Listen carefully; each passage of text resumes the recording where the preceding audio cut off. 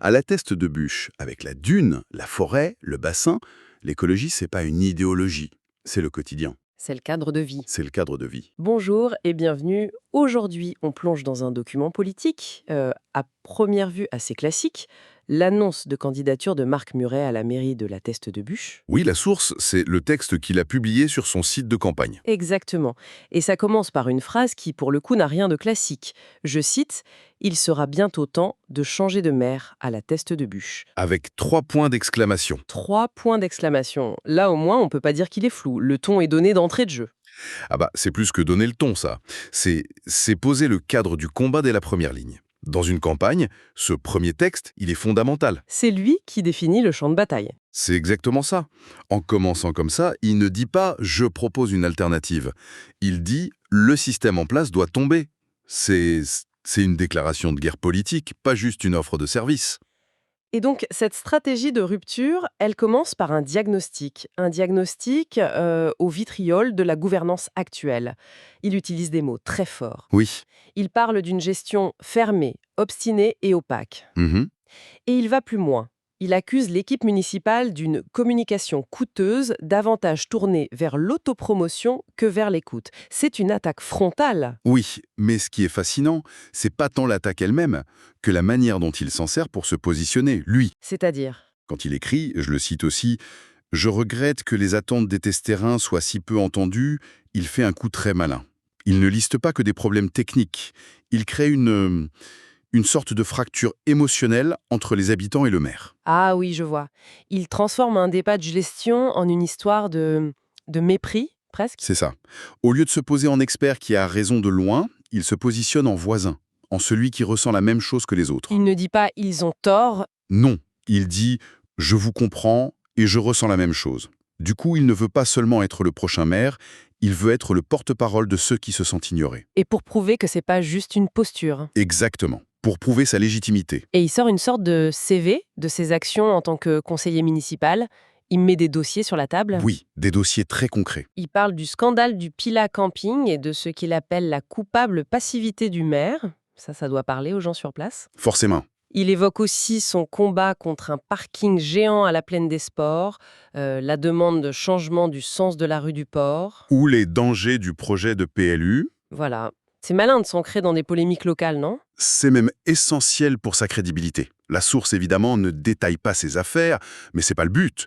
Le simple fait de les nommer, ça sert à dire 3 choses. D'accord. Primo, je ne débarque pas, je connais les dossiers. Secondo, mes critiques sont basées sur des faits. Et tertio, le plus important, pendant qu'ils agissaient, moi je veillais au grain. Il se construit une image de sentinelle. La sentinelle qui, après avoir sonné l'alarme, propose sa propre vision.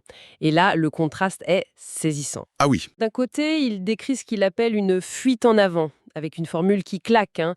Toujours plus de monde, toujours plus de béton, toujours plus de pollution, toujours plus de dépenses, toujours plus d'impôts. c'est une rhétorique d'accumulation. Ça vise à créer un sentiment d'urgence, de spirale infernale. C'est un tableau volontairement noirci. Pour que son alternative apparaisse comme la seule issue. Exactement. Comme une bouffée d'oxygène. Et cette bouffée d'oxygène, il lui donne un nom, un slogan majuscule. Éthique et sobriété. Tiens, c'est intéressant ça. Ce sont pas des mots qu'on entend tous les jours dans une campagne municipale. C'est un choix de mots extrêmement révélateur. Ce ne sont pas des termes de programme, ce sont des valeurs. Des valeurs cardinales. C'est ça. L'éthique, c'est la réponse directe à l'opacité qu'il a dénoncée. Et la sobriété, c'est l'antidote à la fuite en avant, à l'excès de béton de dépenses. Donc il ne dit pas juste je vais changer la politique. Non, il dit « je vais changer la mentalité ». C'est une rupture morale qu'il propose, avant même la rupture technique. On voit bien la construction. Mais est-ce que c'est pas un peu simple? Se présenter comme le chevalier blanc de l'éthique face à une administration forcément opaque. Ça peut sembler un peu caricatural, non? C'est tout le pari de ce genre de communication. Le but à ce stade, c'est pas la nuance, c'est la clarté. Il cherche à créer 2 camps bien distincts dans l'esprit de l'électeur. D'accord. Le camp du toujours plus contre le camp de la sobriété. Voilà. Pour l'instant, l'objectif, c'est de tracer une ligne de front. Et cette ligne, il la dessine aussi sur le plan politique. Justement, parlons-en. Il attache ses valeurs à une étiquette très claire. Il veut mener une liste d'union des droites. Oui, Mais il ajoute tout de suite un qualificatif. Une droite sensible à l'environnement. Ça peut paraître contradictoire pour certains. C'est sans doute un des aspects les plus stratégiques de son annonce. L'étiquette Union des droites, c'est un signal clair pour sa base électorale. D'accord. Mais en y ajoutant sensible à l'environnement, il fait une manœuvre de modernisation. À la teste de bûche, avec la dune, la forêt, le bassin, l'écologie, c'est pas une idéologie, c'est le quotidien, C'est le cadre de vie. c'est le cadre de vie.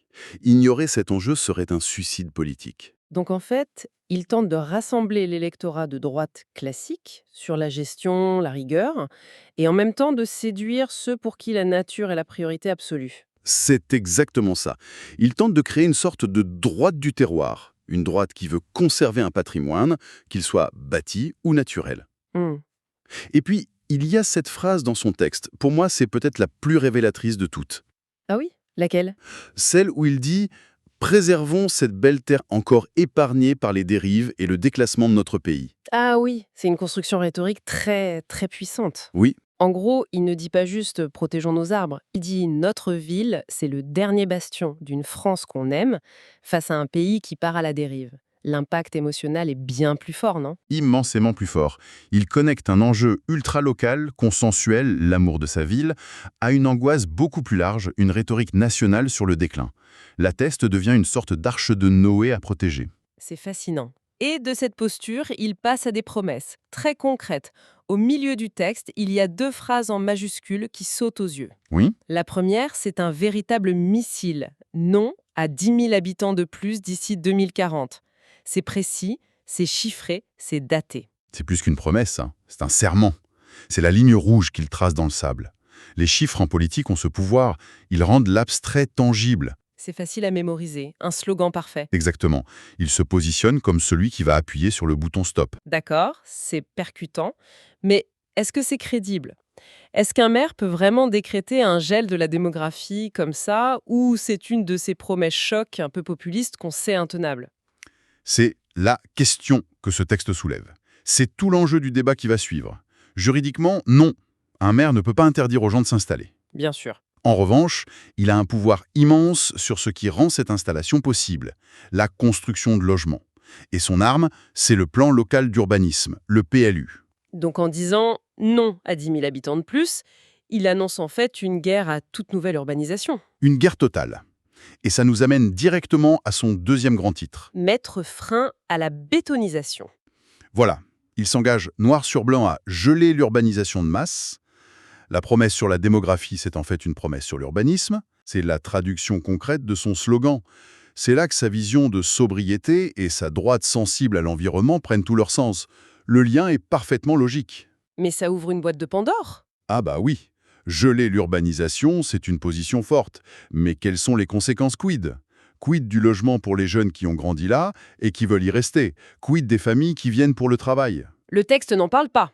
Non, il pose un principe radical sans détailler ni les modalités ni les effets secondaires. C'est le propre d'une déclaration de candidature. Marquer les esprits, définir un cap. Il oblige tous ses adversaires à se positionner par rapport à ça. C'est exactement ça. La question à la Teste n'est plus comment bien construire, mais faut-il encore construire? Il a changé le paradigme du débat. C'est une manœuvre très habile. Alors, si on récapitule les pièces de ce puzzle, on a d'abord une critique frontale de l'équipe en place. Une critique qui lui permet de se poser en miroir comme le candidat de l'écoute et de la transparence, avec son slogan « éthique et sobriété C'est la base.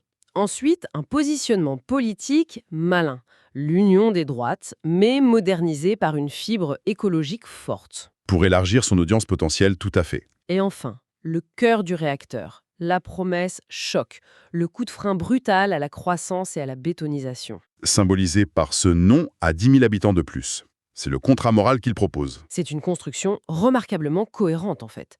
Chaque élément est à sa place au service d'un seul message, le changement radical ou le chaos. Le texte a le grand mérite de la clarté. C'est indéniable. Et pour aller plus loin, on peut dire que le vrai enjeu pour lui commence maintenant. Il a posé une intention, un dogme presque. Le gel d'urbanisation. Voilà. La question qui reste totalement ouverte et que les électeurs vont se poser, c'est celle du comment. Comment cette promesse radicale se traduit-elle dans un document aussi technique qu'un PLU? Et surtout, quel serait le coût social et économique d'une telle politique? Hum, hum. Stopper la construction pour préserver le cadre de vie, l'idée est séduisante. Mais est-ce que ça ne risque pas de transformer la Teste de Buch en une sorte de ville-musée, inaccessible pour les jeunes générations ou les classes moyennes? L'intention est déclarée, mais tout le débat à venir portera sur la crédibilité de son mode d'emploi.